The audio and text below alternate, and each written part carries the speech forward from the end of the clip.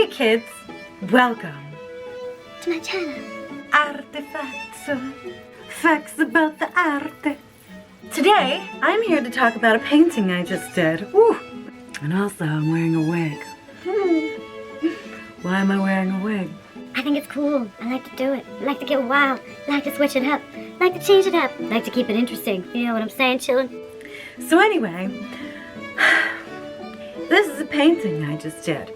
And one of my personal favorite things to watch is, the evolution of progress. I like to watch before and after makeup videos.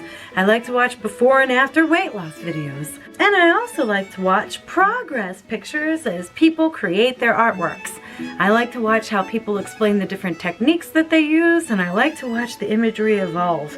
For me, it's one of the most exciting things about artistic creation, and about enjoying the process of watching artistic creation, and about undertaking the process of artistic creation. Oftentimes, I start off with a very vague and nebulous idea, and as the imagery progresses, it kind of surprises me how it unfolds. People, creatures, things, ideas are living inside of my hands. Ah! So I love to take a big blank canvas.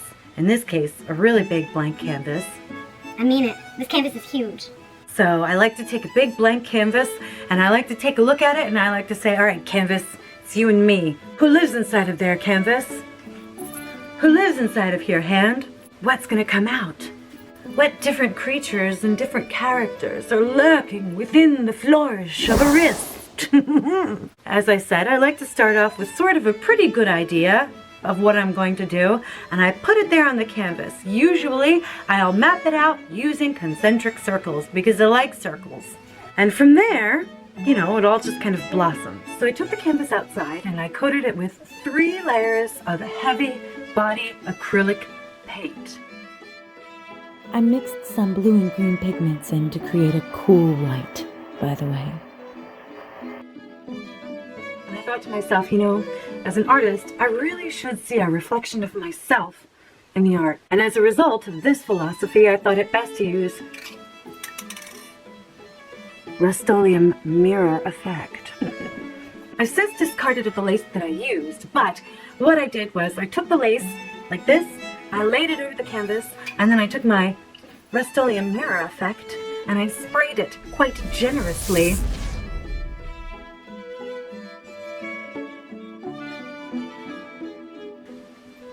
That gave me a nice, shiny, patterned surface to work on. I like to work on patterned surfaces because I really like Art Nouveau, and additionally, I think that patterns allow you to kind of work within a framework, a template. I don't really like big, empty spaces. I find them intimidating. But when you can work on a pattern, you can sort of identify areas where you can apply a sense of movement or a sense of balance. It's like many fine artists like to graph out their imagery, and for me, I use preconceived patterns as a way of graphing out my imagery.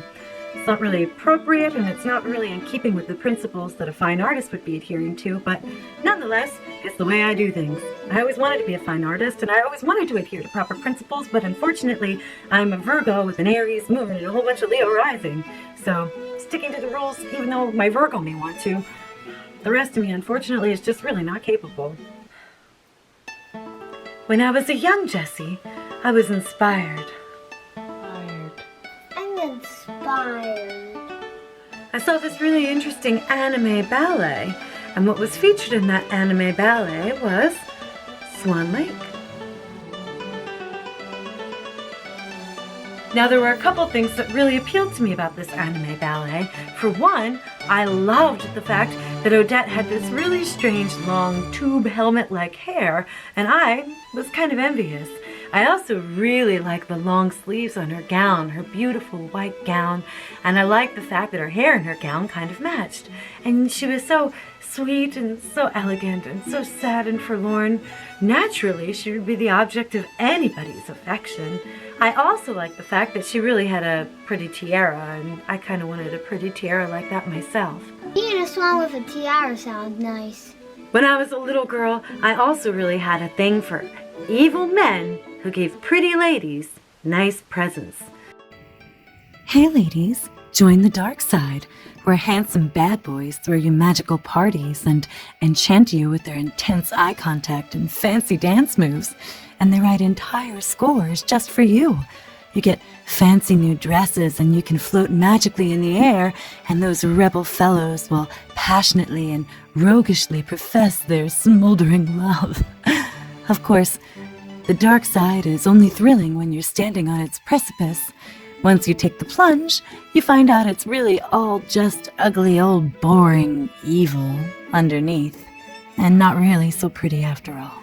And because Rothbart turned Odette into a swan, and then of course he gave her sparkly things in this fancy room, and I, for some reason, attributed her tiara to Rothbart. I thought to myself, that Rothbart, he's really handsome.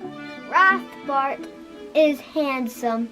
I wish Rothbart would give me a pretty crown. I always really wanted to be a ballerina, too. I wish I was a Swan Lake ballerina, probably when I dance and grow up. So, Swan Lake had a multiplicity of attractions for me. Pretty dresses, handsome prince, creatures turning into people, a heart-rending score, presents, and an evil bad guy who thought one chick was super hot and just did whatever he could to get her to love him, including turning her into a swan and giving her pretty presents. So that was my source of inspiration for this painting.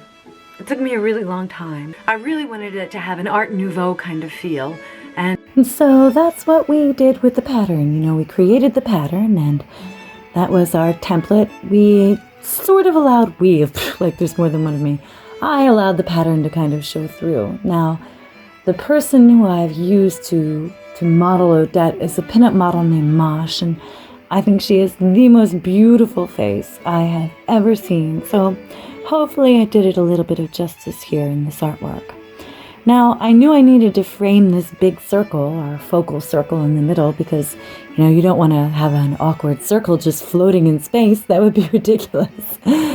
So we framed it with some flowers, an owl representing Rothbart, and it's right around this time I started to feel an affinity for this painting.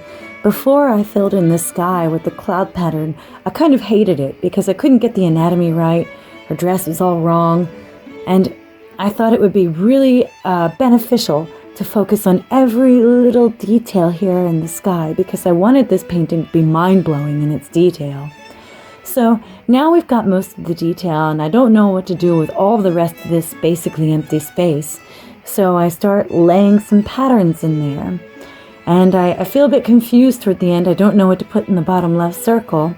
Here's a picture of her out in the sun, and this is her complete, finished, filled, a picture in broad sunlight, and I hope you like her as much as I do. like my YouTube videos, I have absolutely no plan and no script whenever I begin what I'm doing.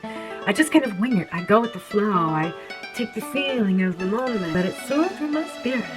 Whatever I'm feeling in the moment, dude, whatever I'm jiving, comes out of my face, comes out of my fingers. Spontaneity rules. I like to be spontaneous. And even though I start off with an idea or a concept, generally I don't know where it's going. Now, with this painting, I felt like I knew where it would go, but I wasn't exactly sure where it would end up specifically. And so, generally I'm pretty happy with the result. I'm going to try a few more that are extremely detail-oriented like this because I like details. I love details. The devil is in the details. But not only is the devil in the details, the delight is in the details as well. When I'm good, I'm good. But when I'm bad, I'm better. This wiggy is inspiring lots of silliness in the Jessie. So Earthlings, Earthenoids, Swanlings, thank you so much for tuning into my channel. Hello. Is there anybody out there? Subscribe if you can hear me. Is there anyone at home?